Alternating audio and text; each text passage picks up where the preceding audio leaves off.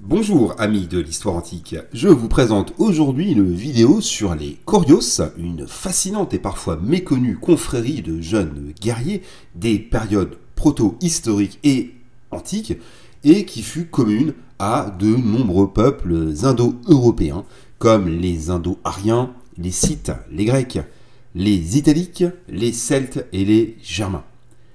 Les Coriosaures faisaient donc partie d'une bande initiatique et étaient liés par un serment.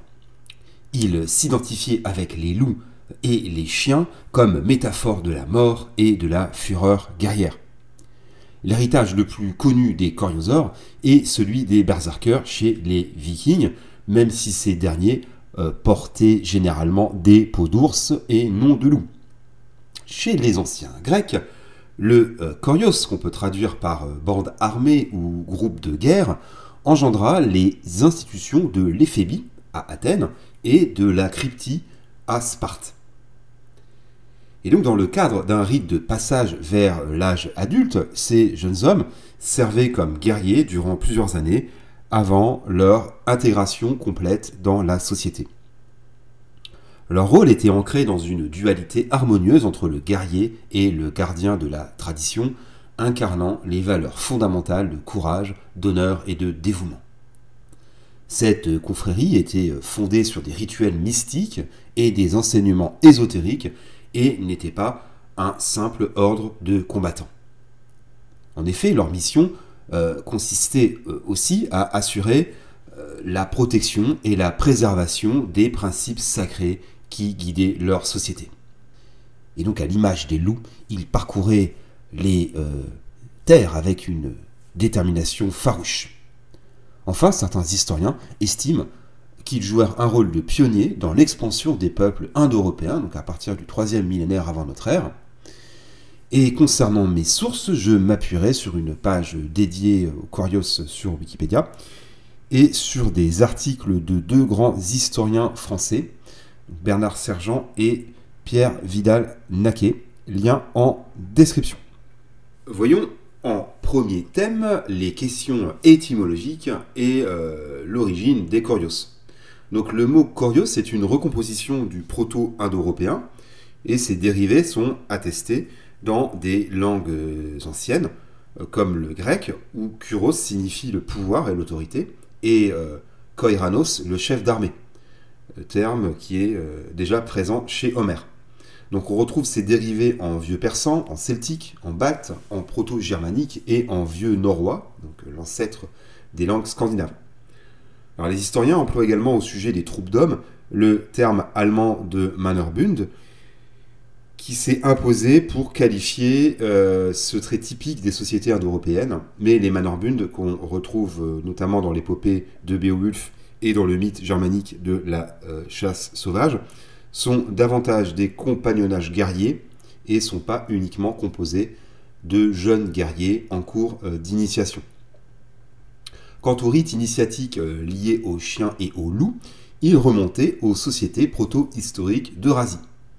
Ainsi, dans la steppe de la Volga, donc en Russie, 51 restes de chiens et 7 de loups ont été retrouvés. Les animaux furent sacrifiés et mangés dans ce qui s'apparente à un rite de passage après la saison hivernale. Le site est associé à la culture Rumna qui s'étend de 1900 à 1700 avant notre ère, et donc cette culture descend de celle d'Andronovo et elle est considérée comme proto-iranienne et elle engendrera notamment les Perses, les Mèdes et les Scythes. Donc le site semble être un lieu où les gens de toute la région venaient périodiquement s'engager dans des rituels d'initiation transgressifs menés en hiver et nécessitant le sacrifice de chiens et de loups. Selon des historiens, il s'agissait en fait d'un lieu d'inversion des valeurs, comme l'est le fait de manger des loups, animal symbolique de l'anticulture. Ainsi, un meurtrier est dans la loi hittite devenu comme un loup. Donc les Hittites, qui est un peuple indo-européen d'Anatolie. Donc le terme loup est aussi utilisé pour désigner les brigands et les hors-la-loi dans de nombreuses langues indo-européennes. Les chiens retrouvés sur le site semblent avoir été bien traités et bien nourris au cours de leur vie, et donc on pense qu'il s'agissait en fait d'animaux de compagnie. Donc le rituel est centré sur le sacrifice de chiens dans une région et une époque où les chiens n'étaient normalement pas mangés. En effet, à l'époque, les bovins et les moutons étaient consommés tout au long de l'année, alors que les chiens étaient tués en hiver dans une inversion régulière des habitudes alimentaires normales. Voyons en deuxième thème leur rôle social et leur code d'honneur. Donc les coriosaures étaient composés d'adolescents ou de jeunes hommes célibataires âgés d'environ 12 à 20 ans. Ils étaient généralement issus des familles nobles et initiés ensemble à la virilité en tant que groupe de classe d'âge. Donc après avoir subi de pénibles épreuves pour entrer dans la communauté, ils étaient envoyés dans la nature vivre un certain nombre d'années au sein d'un petit groupe comprenant en général au maximum une douzaine de membres. Donc les jeunes hommes partaient sans autre possession que leurs armes et vivaient en marge de leur société d'accueil. Donc la période d'initiation au sein des Corios était perçue comme une étape transitoire précédant le statut de guerrier adulte et était généralement couronnée par le mariage. Donc ils étaient symboliquement associés à la mort, mais aussi à la fécondité et à la licence sexuelle. Ils étaient chargés de chasser les animaux sauvages et faisaient aussi office de force de police. Ils étaient souvent les gardiens des frontières, mais aussi les protecteurs des vulnérables et les défenseurs de la justice. Leur vie était centrée sur les devoirs militaires, donc la chasse aux animaux et le pillage, et d'autre part sur la récitation de poésie héroïque racontant les hauts faits des héros passés, les légendes guerrières. Et le butin et les territoires conquis étaient décrits comme des acquisitions voulues par les dieux. Et donc il s'ensuivit toute une tradition de poésie épique célébrant donc, des guerriers héroïques et batailleurs, ceux qui participa à la validation de la violence parmi eux. Donc les comportements sociaux qui étaient normalement interdits, tels que voler, piller ou violer, étaient tolérés, tant que ces actes malveillants n'étaient pas dirigés contre leur société de départ. Donc leurs activités étaient saisonnières et ils vivaient avec leur communauté d'origine pendant une partie de l'année. Alors bien sûr, leur intrépidité et leur expertise martiale dissuadaient les menaces potentielles et leur réputation pouvait décourager les adversaires de s'attaquer à la société qu'ils protégeaient. Donc leur rôle dépassait les limites du champ de bataille, car ils pouvaient aussi être des enseignants transmettant leur sagesse et leurs compétences aux plus jeunes. Et donc cette transmission des connaissances assurait la pérennité de leur confrérie et préservait l'essence même de leur existence. En tant que mentors, les coriosaures modelaient non seulement donc, des guerriers exceptionnels, mais aussi des individus imprégnés de valeurs éthiques, contribuant à l'édification d'une société équilibrée. Leur confrérie n'était pas une simple alliance de combattants, mais une famille unie par des liens indéfectibles de loyauté et de camaraderie. Et cette unité faisait d'eux plus qu'une force armée, faisait d'eux une force morale. Alors, au cœur de ces confréries, l'allégeance aux principes moraux transcendait toute autre considération.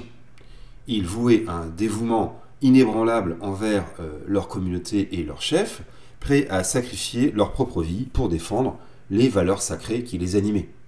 Et leur entraînement rigoureux, mêlant la maîtrise des arts martiaux à une discipline mentale sans faille, les hissait au rang d'élite. Voyons en troisième thème leur identification au loup. Les coriosaures portaient des peaux d'animaux pour endosser la nature de loup ou de chien, ce qui fait d'eux des métamorphes. Ils adoptaient des comportements de loup et portaient des noms contenant souvent le mot loup ou chien, sachant que ces animaux étaient vus comme des symboles de la mort et de l'autre monde dans les croyances indo-européennes. Les attributs idéalisés des coriosaures étaient en effet empruntés à l'imagerie symbolisant le loup, c'est-à-dire la violence, la ruse, la rapidité, la force et la fureur. Et en s'identifiant aux animaux sauvages, ils se percevaient comme physiquement et légalement transplantés hors du monde des hommes et n'étaient donc pas limités par les tabous de leur société. Et donc en revenant à leur vie normale, ils n'éprouvaient aucun remords pour avoir enfreint les règles de leur société, parce qu'ils n'avaient pas été de véritables êtres humains. Ainsi, les éphèbes athéniens portaient l'épithète de Lykéos. Dans la mythologie celtique d'Irlande, le nom du héros Cuchulainn, désolé pour la prononciation, signifie chien de Culann. Il change son nom de jeunesse, donc Setanta, après avoir tué un chien qui gardait les portes de l'Ulster.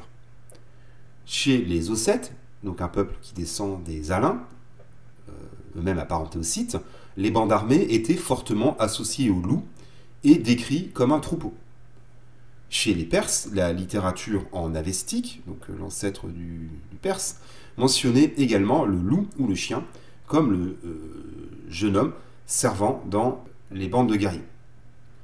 Dans la tradition nordique, les berserkers, qui portaient habituellement des peaux d'ours, étaient aussi parfois appelés Ulfednars, c'est-à-dire à la peau de loup. Et les guerriers frénétiques portant des peaux de loup étaient désignés comme portant des manteaux de loup.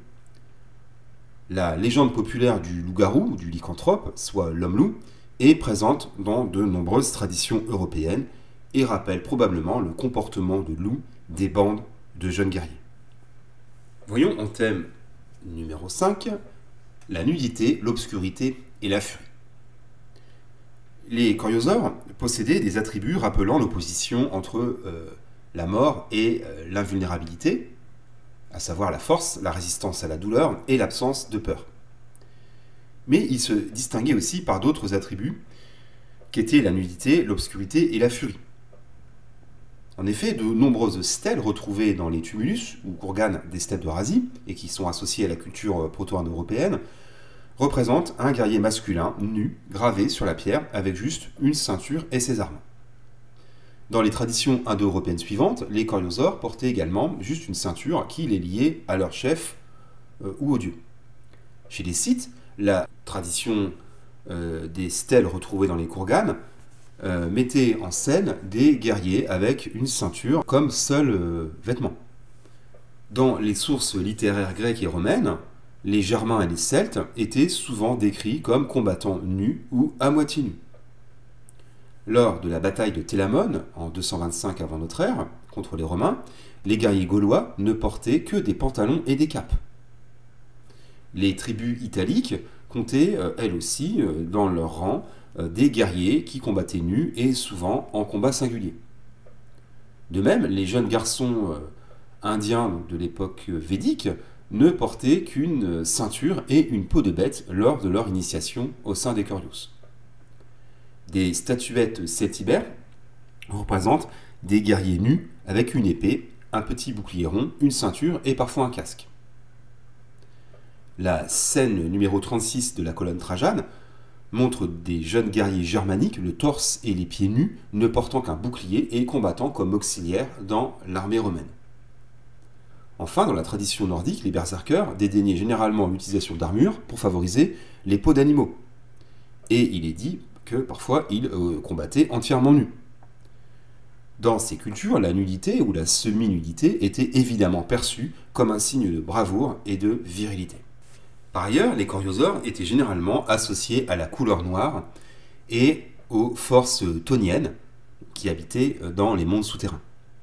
Ils prenaient l'apparence des morts en portant des vêtements noirs ou en se peignant le corps en noir, car à l'issue de son épreuve initiatique, l'enfant était censé mourir pour renaître dans la classe d'âge des adultes. La chasse et les combats nocturnes semblent avoir été une pratique courante parmi les coriosaures. Dans la tradition védique, les adeptes d'Indra et de Rudra portaient des vêtements noirs, et les jeunes héros de l'Arménie médiévale étaient appelés jeunes noirs.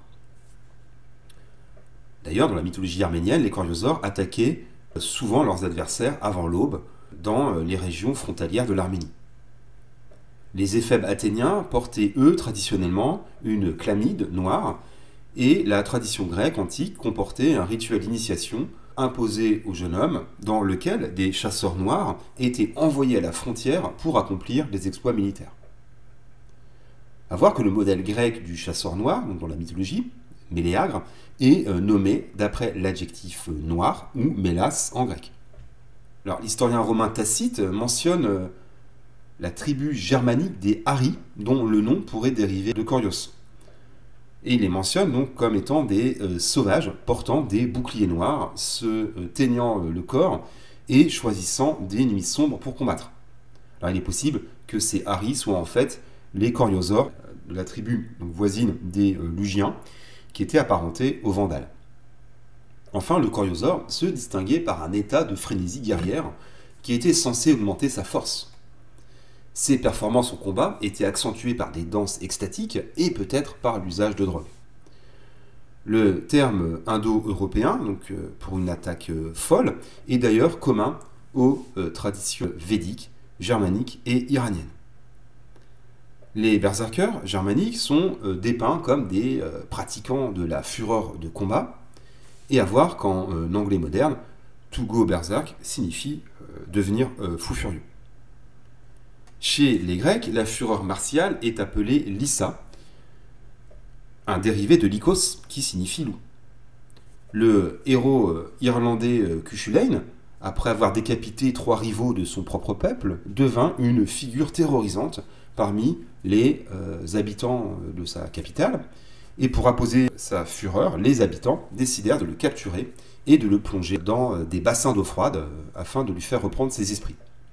Voyons au thème suivant les Coriosaures chez les Grecs.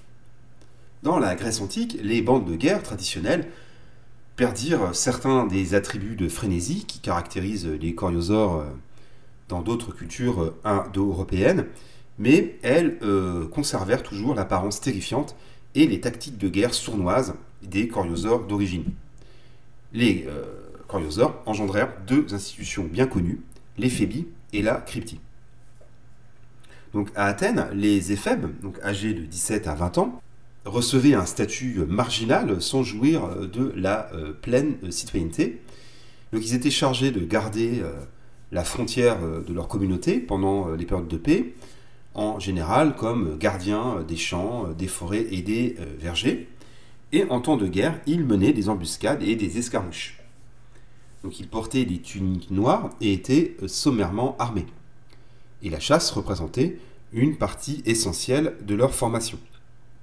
Elle était menée de nuit avec l'utilisation de collets et de pièges.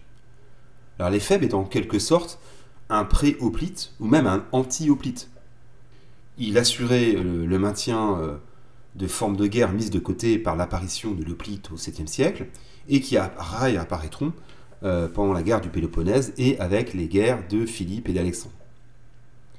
À Sparte, l'institution de la cryptie concerne les jeunes hommes ayant brillé lors de leurs premières années d'éducation, donc l'éducation spartiate qu'on appelle l'agogé. Et donc le terme de cryptie provient du verbe signifiant se cacher. Donc ces jeunes hommes étaient appelés le troupeau et étaient dirigés par un chef qu'on surnommait chef de bétail. Et donc ils recevaient un entraînement militaire poussé, mais ils avaient aussi un rôle important, c'était de réduire et de réprimer les zélotes, donc les populations asservies aux Spartiates qui vivaient en Messénie. Donc les jeunes cryptes vivaient solitaires dans la campagne, survivant par leurs propres moyens.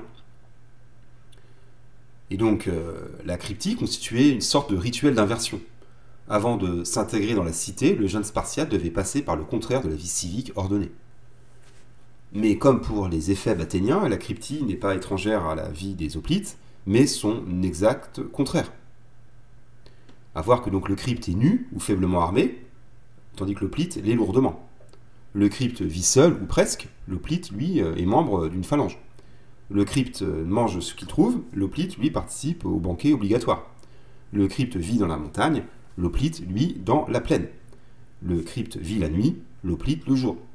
Le crypte tue par ruse, l'hoplite en combat singulier.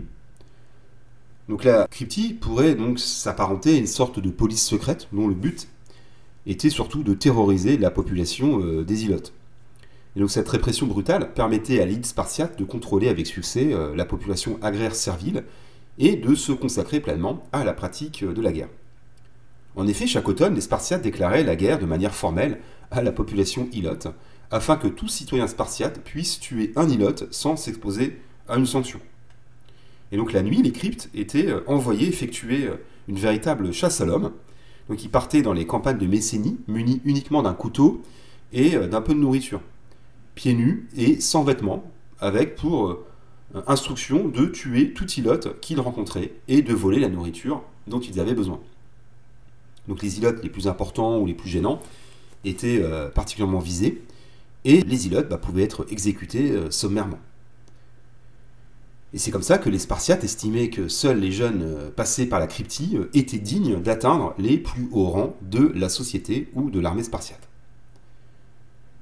Et donc la cryptie peut être rattachée à la notion typiquement indo-européenne de rite de passage en 3 phases successives: exclusion, inversion, intégration. En effet, le jeune initié était exclu du groupe auquel il appartenait, amené à vivre dans des conditions inverses de celles qui seront les siennes en tant que citoyen, puis citoyen de plein droit, intégré à la communauté adulte. Enfin, il faut bien voir que la colonisation par les Grecs de l'outre-mer, donc du Xe au VIe siècle, était souvent le fait de jeunes hommes, parfois choisis par exemple par décimation, c'est-à-dire 1 sur 10. Ainsi, la cité de Tarente, donc en Italie du Sud, aurait été fondée par un groupe de jeunes Spartiates auxquels on refusa la citoyenneté pour les forcer à partir pour fonder une cité ailleurs. Alors, voir aussi qu'on retrouve très souvent le nombre de 50 dans ces groupes de jeunes hommes. Par exemple, on peut citer la navigation héroïque des Argonautes, qui fut menée par 50 jeunes hommes, et voir aussi que les fondateurs de Tarente, dont on vient de parler, étaient eux aussi 50 garçons du même âge. Voyons un thème suivant, les Koryosaures chez les autres peuples indo-européens. Voyons d'abord les Scythes. Donc ce peuple iranien des steppes d'Eurasie encourageait les expéditions militaires comme initiation obligatoire à la virilité, comme le montrent les raids menés en Europe orientale, en Anatolie et dans le Caucase, du 8e au 7e siècle. Ces raids, qui étaient menés avec leurs cousins cimériens, affaiblirent l'empire assyrien qui s'effondra sous le coup des Mèdes en 612. Et les Ossètes, qui descendent des Alains, donc un peuple appartenant à la grande famille scythique, se livrèrent au cours du Moyen-Âge à des expéditions à valeur initiatique qui constituaient une épreuve indispensable avant leur accès à l'âge adulte. Et selon cette tradition, des groupes de jeunes guerriers partaient pour une durée d'1 an au moment de la fête saisonnière dédiée à la divinité des loups et des guerriers, pendant les mois d'octobre et de novembre que les Ossètes appellent mois des hommes-loups. À voir aussi que le héros de la mythologie ossète, qui s'appelle Soslan, comparable à Achille, était quant à lui qualifié de guerrier noir. Voyons maintenant chez les Indo-Ariens. Donc les rites initiatiques des jeunes guerriers remontaient à la période védique, sachant que le védisme est la religion des Indo-Européens qui pénétrèrent au nord de l'Inde vers 2000 avant notre ère, et qui est au fondement de l'hindouisme. Donc dans la tradition védique, les jeunes garçons commençaient l'initiation dès l'âge de 8 ans en étudiant la poésie héroïque des ancêtres et en pratiquant leurs techniques de chasse et de combat. À 16 ans, ils étaient initiés dans une bande de guerriers lors d'un rituel lié au solstice d'hiver, au cours duquel les garçons rentraient dans un état d'extase puis mouraient rituellement pour renaître en tant que chiens de guerre. Leur chef était ensuite désigné au jeu de dés. Puis les jeunes initiés étaient lâchés dans la nature pendant 4 ans pour vivre comme des chiens volants, des animaux, de la nourriture, des femmes, jusqu'à que le solstice d'été mette fin à la saison des raids. Et donc ces jeunes guerriers organisaient un rituel pour remercier les dieux de leur succès, et à la fin de cette initiation, un dernier sacrifice était effectué pour transformer le chien guerrier en un homme adulte responsable. Puis les hommes nouvellement initiés détruisaient leurs vieux vêtements pour redevenir un être humain, prêt à retourner dans leur famille et à vivre selon les règles de leur communauté. Les vratias, soit les prêtres chiens, célébraient donc le solstice d'hiver, moment durant lequel Indra, le dieu de la guerre, était né, et sachant que les compagnons donc, de Indra s'appelaient donc les Marutas, qui étaient en fait ses compagnons de guerre. Et donc le héros et dieu hindou Krishna, qui est donc l'incarnation ou un des avatars de Vishnu, porte un nom qui signifie le noir ou bleu sombre. Alors voyons maintenant chez les Italiques. Donc chez les peuples italiques, comme les Sabins ou les Osques, il existait une tradition appelée en latin ver sacrum, et qui était en fait une pratique migratoire qui est attestée dans l'Italie antique. Alors, en fait, l'expression ver sacrum, que l'on retrouve notamment chez Tite-Live, signifie littéralement printemps sacré.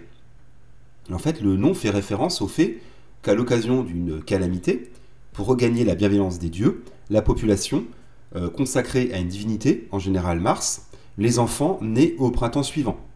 Et une fois devenus adultes, ces jeunes gens étaient sacrés et placés en dehors de la communauté. Ils étaient donc expulsés et devaient se chercher un nouvel établissement où ils donnaient naissance à un nouveau peuple.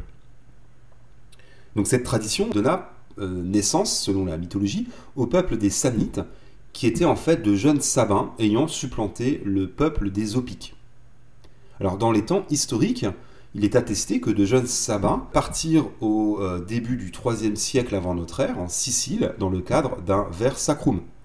Ils s'installèrent à Messine, prenant alors le nom de Mamertin, nom qui était lié à Mars.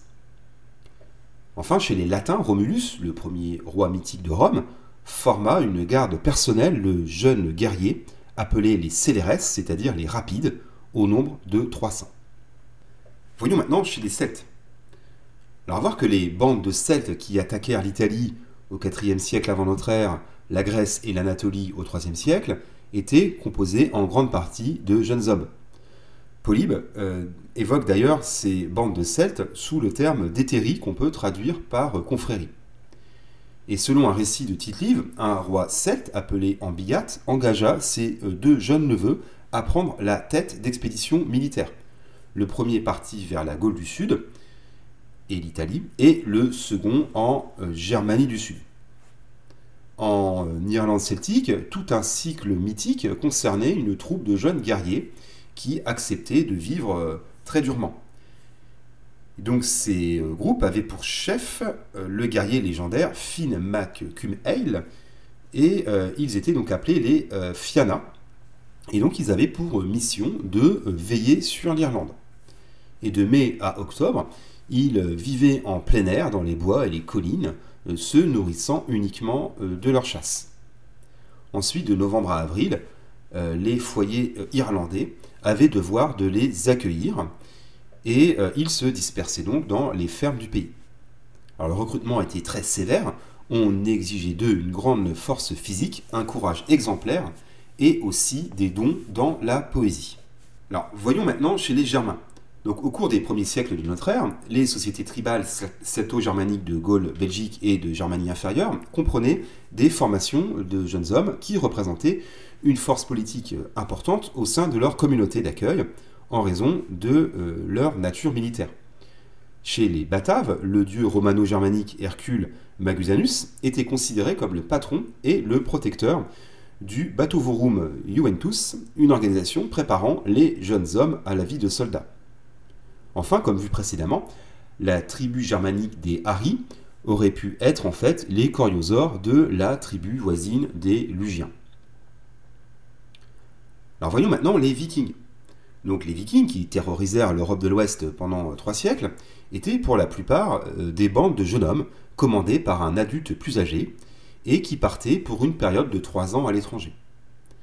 Les hommes plus âgés ne participaient pas aux expéditions, du moins avant qu'il ne s'agissait de s'installer sur des terres conquises. En effet, les raids durèrent quand même 2 siècles avant qu'une colonisation définitive ne se produisît en Grande-Bretagne, en France ou en Russie actuelle. Dans une saga islandaise du XIIIe siècle, le héros Sigmund entraîne son fils Sinjotli à s'endurcir en entrant avec lui dans la forêt, vêtu uniquement de peau de loup, en volant et en tuant. Et dans une scène qui peut être comparée aux traditions proto-indo-européennes, ils retirèrent leur peau de loup et les brûlèrent à la fin de l'initiation. Enfin, comme vu précédemment, les berserkers vikings incarnent l'esprit du Corios par leur peau de bête, leur nudité et leur furie guerrière. Voyons, en dernier thème, les Coriosaures et l'expansion indo-européenne. Selon certains historiens, dont Bernard Sergent, cité dans les sources, les Coriosaures, dans les temps proto-historiques, servirent d'instruments d'expansion territoriale, un peu comme des pionniers, en vue d'implanter plus tard des colonies de peuplement. Les coriosaures auraient donc joué un rôle clé lors des migrations indo-européennes et de la diffusion des langues indo-européennes à travers l'Eurasie à partir du début du 3e millénaire. Et ce scénario est confirmé par les données archéologiques du début de la culture de la céramique cordée dans le Jutland, au Danemark actuel. Donc des sépultures qui ont été retrouvées en fait vers 2900. Et donc c'est un site funéraire qui révèle que 90% des sépultures appartiennent à des hommes dans ce qui semble être une expansion coloniale en provenance de la culture Yamna, donc de la steppe pontique, ce qu'on appellera les proto-indo-européens. Et donc les coriosaures auraient pu pousser les autochtones à demander leur protection face aux vols et aux raids, et les coriosaures auraient pu aussi recruter des étrangers dans un processus de réciprocité. Ces guerriers étrangers auraient pu être sensibles à l'immortalité promise par la poésie, à la gloire des guerriers morts au combat. Par ailleurs, un texte d'une épopée hindoue montre que l'expansion des peuples indo-ariens à travers l'Inde du Nord était clairement le fait de jeunes guerriers. On peut penser à un roi qui a été vieilli prématurément par les dieux en raison d'une faute, et qui fut contraint d'appeler au secours ses 4 petits-fils. Finalement, ces groupes de jeunes guerriers contribuèrent à créer une élite guerrière hautement spécialisée, capable de s'adapter aux défis rencontrés au cours de l'expansion indo-européenne. Finalement, en Europe, les coriosaures furent absorbés par les seigneurs et les rois de plus en plus puissants au cours de l'âge du fer. Et ils furent déclassés dans l'Inde ancienne avec l'ascension de la caste des brahmanes, entraînant leur disparition progressive. Et donc l'existence des corios nous conduit à réfléchir à ce qu'était la fonction guerrière dans la tradition mythique des Indo-Européens, et plus particulièrement chez les Grecs. Chez les Indo-Européens, la fonction guerrière revêtait un double aspect, celui du désordre et de l'exploit individuel, donc qui était incarné par les chasseurs noirs, les guerriers loups et les coriosaures, et un autre aspect, celui de l'ordre, comme la phalange hoplitique et plus tard la légion romaine. En fait, l'exploit individuel permettait aux jeunes guerriers de se qualifier pour devenir un guerrier tout court. En guise de conclusion, les coriosaures demeurent une page fascinante et méconnue des premiers temps de notre histoire. Ils témoignent du mariage exceptionnel entre la force brutale du guerrier et la sagesse éclairée du gardien de la tradition. Il demeure de ce fait un exemple de la quintessence du guerrier antique, animé par la flamme sacrée de la loyauté et de la bravoure, et du mariage entre l'héritage spirituel et l'héritage martial. Leur formation précoce dans l'art de la guerre, leur discipline et leur cohésion en firent des acteurs essentiels de l'expansion indo-européenne. Les raids de ces jeunes guerriers intrépides, comme des loups pillant et se nourrissant sur le terrain, préparèrent les conquêtes ultérieures plus profondes en affaiblissant une nation voisine. Dans les temps historiques, les conquêtes entreprises par les guerriers indo-européens se firent aux dépens de non-indo-européens, comme en Mésopotamie ou en Étrurie, mais aussi aux dépens d'autres indo-européens, comme pour les Celtes envahissant l'Italie, les Grecs colonisant la Sicile ou l'Anatolie, ou les Germains se répandant dans l'Empire romain. Alors à voir que l'archaïsme des méthodes militaires utilisées par ces troupes de jeunes hommes montre l'ancienneté de ces confréries guerrières et la ressemblance dans la méthode d'expansion aux époques historiques implique que la méthode était déjà en vigueur dans les temps proto-historiques. Finalement, l'expansion indo-européenne reposa largement sur l'action violente de ces groupes armés. Mais les Indo-Européens n'ont pas l'exclusivité de la violence. Il suffira de se rappeler des modes de conquête des Assyriens, des Huns, des Mongols, des Turcs, des Japonais ou des Aztèques, parmi tant d'autres. Mais ces conquêtes avaient peut-être un aspect moins initiatique et fascinant. Ainsi se termine cette vidéo, j'espère qu'elle vous a intéressé. Je vous remercie pour vos likes, vos commentaires et vos abonnements, et je vous dis à bientôt.